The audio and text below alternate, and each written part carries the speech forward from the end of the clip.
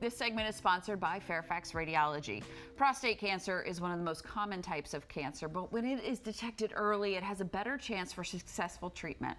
Joining us today to teach us more is Dr. Cullen Ruff from Fairfax Radiology. Welcome to Great Day, Washington. Thank you so much for being here. Thank you for having me. Yeah, this is great information to share with the public. Who is at most risk for prostate cancer?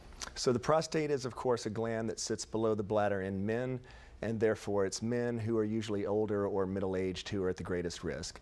There is the average risk that we may all have, but then men who have a family history of prostate cancer may be at increased risk, and men with African ancestry do have a higher rate of prostate cancer. All right, for men that are afraid to get it tested or afraid to get it looked at, like, how do you test for prostate cancer? How do you determine that? So the most common ways include a doctor's physical examination if a doctor happens to feel a nodule that may be somewhat suspicious, and then there's a common blood test called the PSA, which is prostate specific antigen. It's a blood test that is a protein that's made by prostate tissue. It is not 100% reliable in terms, what I mean is that a PSA level can go high for reasons other than prostate cancer. It could go high because the gland is enlarged or inflamed, but it is the most common blood test to check. Now, who gets that test and how often and when is still a topic of debate. There's a U.S. Preventive Services Task Force that recommends between the ages of 55 to about 70 annually, but I can tell you a lot of doctors will continue to get that PSA in their patients beyond that age, especially if it's a healthy 70-plus-year-old patient. And then again, the men with the family history and with African ancestry should usually start getting a PSA earlier than that, as early as the 40s. And if someone does get their results back and their PSA is high, then what should they do? The first thing they should do is don't panic, because again, not every high PSA means prostate cancer. It can be high for enlargement, for infection, inflammation. Even for the gentlemen who do end up getting a diagnosis of prostate cancer, a lot of times it is a low-grade tumor that can just be watched. It's not particularly dangerous, and even for those that are worse, there's a lot of treatment option available. But at least talk to somebody about it if your PSA is high. Absolutely. This should all be under the care of a physician, and this is a way to encourage men to go to the doctor and to be proactive about their health. How do you image the prostate?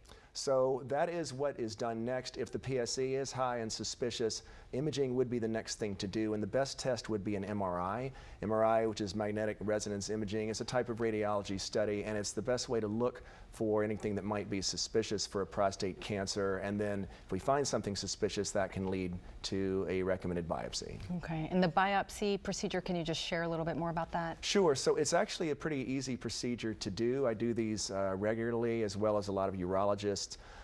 So a biopsy is just a needle sampling, and because we recommend that patients have the MRI first in order to find anything suspicious, you can use that MRI, fuse it together with an ultrasound that shows you live where your needle's going. You can sample the whole gland, which is standard, but you can target the areas that are most suspicious to get the best information.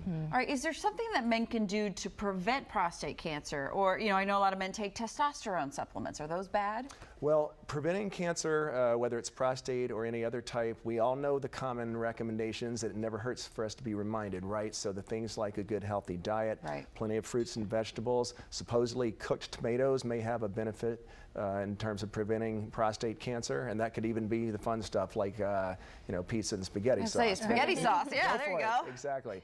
And then of course, good exercise, no smoking, minimize the alcohol, you know, weight maintenance, all of this is just good healthy living. And then in terms of testosterone supplements, I would say men should not just be doing that without the supervision of a doctor. Now, those don't cause prostate cancer, but if a man happens to have a prostate cancer and doesn't know it, those testosterone supplements may cause a tumor to grow. So again, I would just do that under the supervision of a doctor.